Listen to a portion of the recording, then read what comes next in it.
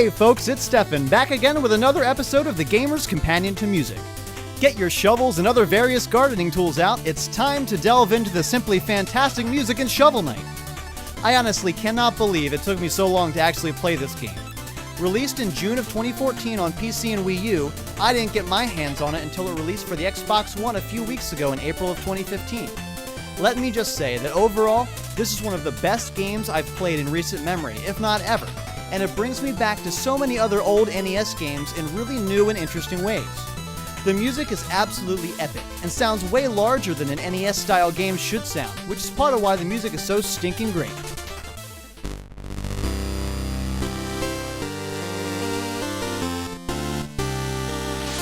Let's get to it then.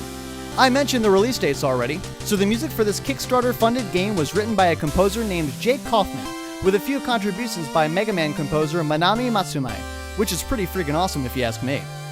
Jake has written scores for other games such as Contra 4, Red Faction Guerrilla, and DuckTales Remastered. The music in Shovel Knight is what a lot of people call chiptune music. Essentially, it's music rendered off of one of the sound chips you'd find on early consoles or synthesizers. It's a very distinct sound and one of those kind of you know when you hear it type of things. He actually wrote the music on a freeware program called FamiTracker that exports music in the NES machine code, and you can run it on actual NES or Famicom consoles. That's pretty cool, right? That means you can all go download FamiTracker or something similar and create amazing music on it right now. Challenge accepted.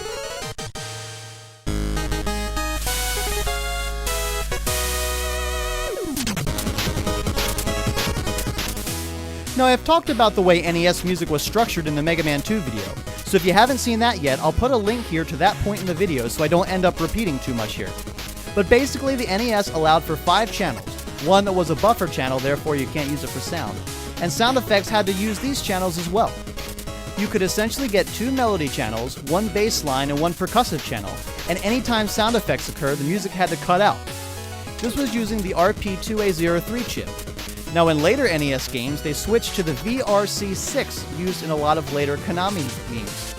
This chip added 3 sound channels, but it only worked on the Japanese Famicom, wouldn't work on the North American NES. The Shovel Knight music was written using the VRC6 chip, so you could get 4 pulse channels or melody tracks, 1 triangle and 1 sawtooth channel, both fixed volume, and 1 noise or percussion channel for a grand total of 7 channels of music. So much more flexibility in terms of harmony and counterpoint that when used well, the music sounds so much grander than most other NES soundtracks. You could choose to write music in octaves without having to sacrifice harmony or counter melody, for example. The developers also chose to just lay the sound effects over the music, so you don't hear anything cut out when Shovel Knight hits something or digs something out of the ground. It's technically less authentic, but it's much less annoying.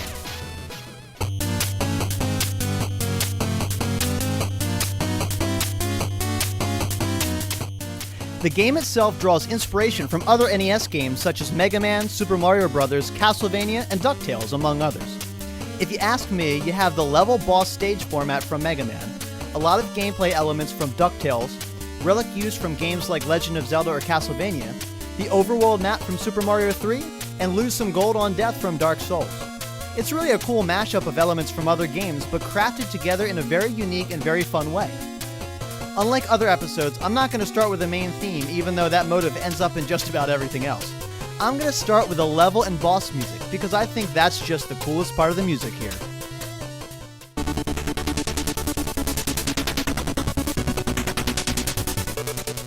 In a game like Mega Man, for example, each level theme is different, but there's only one boss theme for the whole game. In Shovel Knight, each boss gets its own music based on the level theme. It makes for a much more immersive experience when you get into the boss rooms. You've been hearing this groovy type music in most stages, and then you get to the boss room and the composer just kicks it up a notch in intensity, and oftentimes will vary the tempo or meter that the original song was in. Here's an example. First listen to the music from the Flying Machine, and then the ensuing battle with Propeller Knight. He takes the same melody and changes the style around it for the boss battle, creating a much more intense piece of music using the same general material.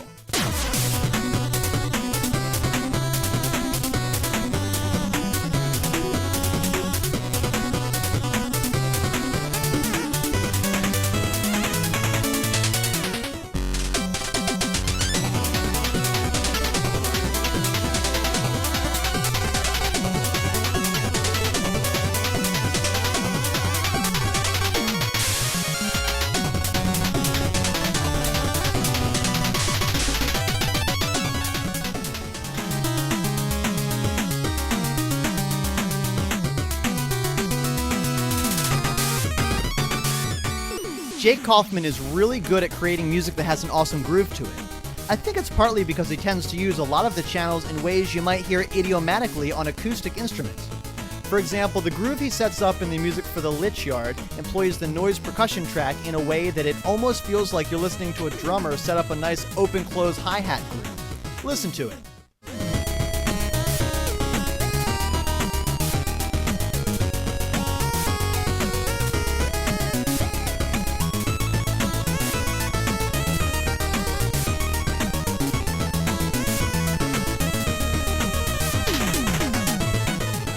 Honestly, it would probably be pretty easy and awesome to cover. So he has this 4 feel in the level music, but then you get to the boss fight and he sets up a much different 3 feel with a lot of triplets, but still having a really nice beat you can kind of bang your head to if you want it. Here's the Specter Knight boss music. See if you aren't jamming out a little bit in your seat as you listen to it as well.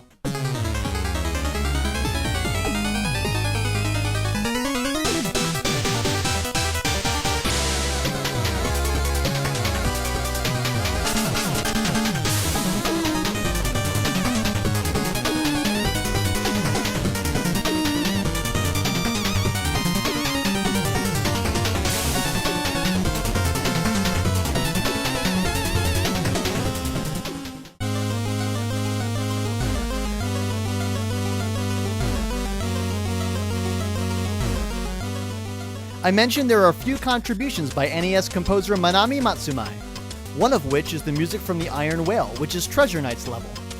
The way she programs the instruments and uses the melody tracks is very iconic and specific to her.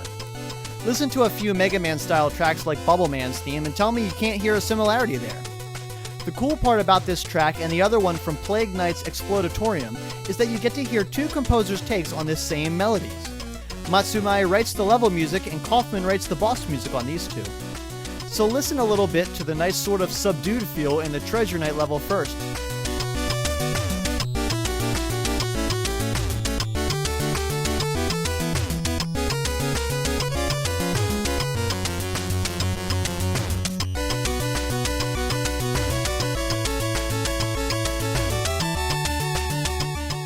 And now listen to the insanely intense boss fight music from Treasure Knight. The opening is intense, and the music is just laced with crazy runs spanning many octaves.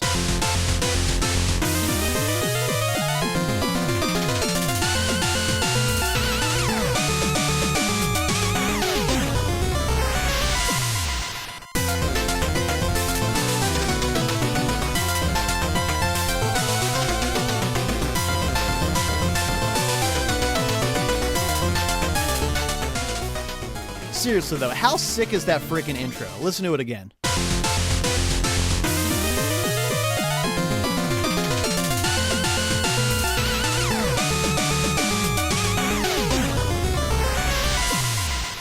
I should also point out that it almost sounds at times during the boss fight music here that there should be a wailing electric guitar at a few points. See if you can't hear it too.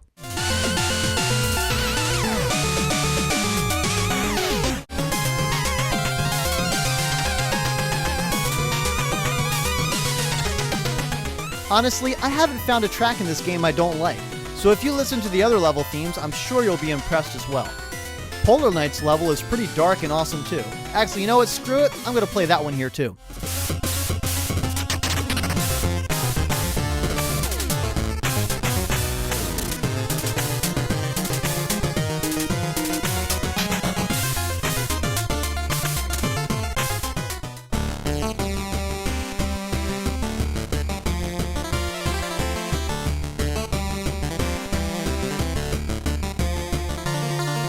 As amazing as all of the music I've played so far has been, my favorite piece of music in the game, as well as a lot of other people's, is Strike the Earth, and it's the first level music you hear in the entire game after the title sequence and story intro.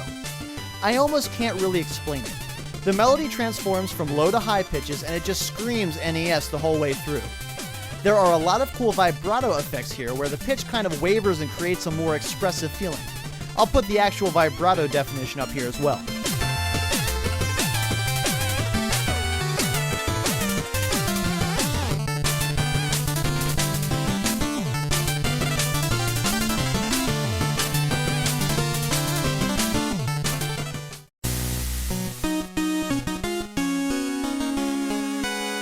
There's also the music for the village and armorer village areas that changes the arrangement based on where in the village you are.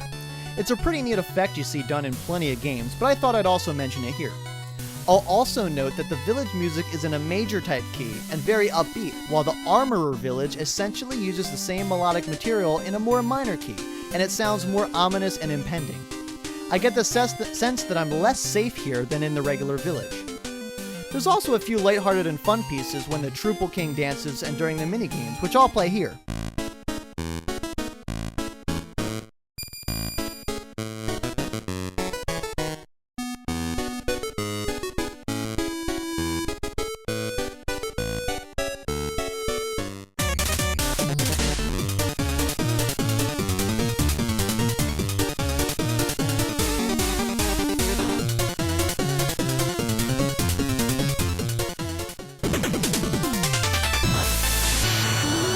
I talked briefly about how the motive from the title theme comes back again, and so now I'll elaborate a little bit on that. The title theme heard here has a very distinctive melody.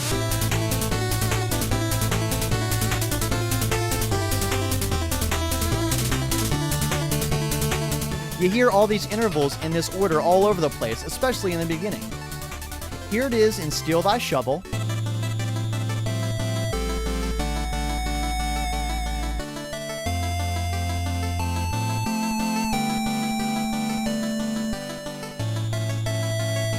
And in Requiem of Shield Knight, played during the dream sequences.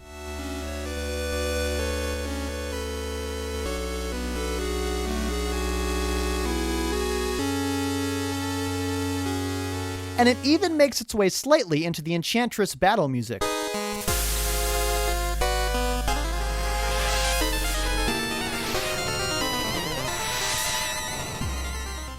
And of course in the credits music. It's pretty much a different arrangement of the main theme followed by some quasi-improvisational melodies, as if the instrumentalists were soloing on top of a set of chord changes you'd find in jazz a lot.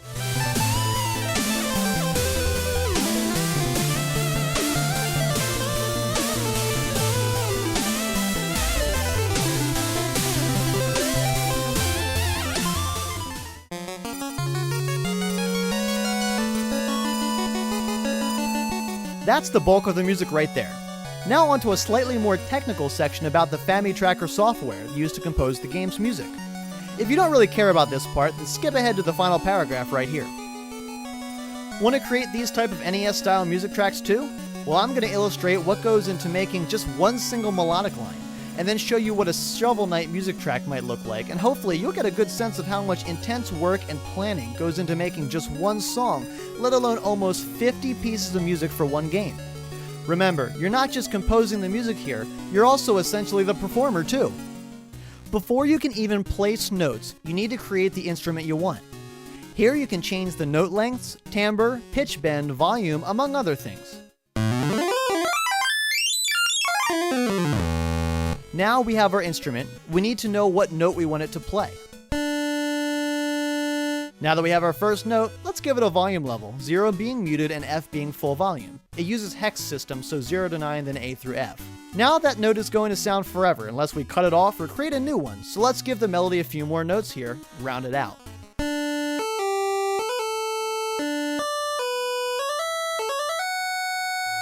Now we have our melody. Let's spruce it up with some effects. There are tons of effects you can put on a note, but for now, let's just give it some pitch bends and some vibrato for some flavor.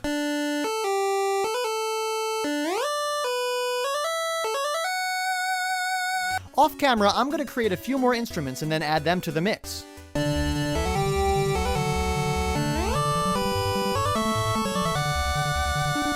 What we've created here is barely 5 seconds of music, if that. Now think about how many notes go into one Shovel Knight track, and how you have to plan and affect each particular instrument and note that you want.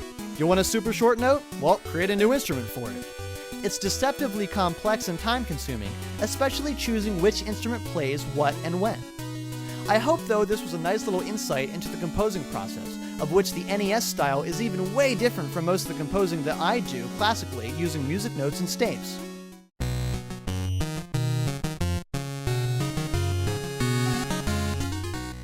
So I cannot believe I almost forgot this part, and I actually had to add this bit in later. you can collect music sheets all throughout the game. I think there's like 46 of them total. And then turn them back into the bard in the village. Not only will it give you gold, he'll play any of the songs for you. So you can pretty much just jam out on your own to any of these music tracks so long as you collect them in the game. That is pretty sweet. Shovel Knight boasts one of the best soundtracks in the game of any kind. The best part is you can get the music from Jake Kaufman's Bandcamp page for a price that you name. There's also a whole nother soundtrack of arranged music from Shovel Knight that has some really neat adaptations in it. I would highly recommend supporting the composer and picking those up. It's great driving music too, if you ask me. The music in Shovel Knight is varied, yet employs really cool effects that create a vast and grand palette of sounds for this wonderful game. It's out on all the major consoles, PC and OS X, so go pick it up and play it. That'll just about do it for this episode of The Gamer's Companion to Music. As always, thank you so much for watching, and we'll see you next time.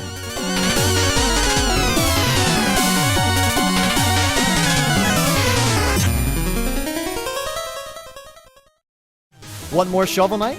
We'll pick up the soundtrack from Jake Kaufman's Bandcamp page, and check out the Mega Man 2 episode of The Gamer's Companion to Music while you're at it.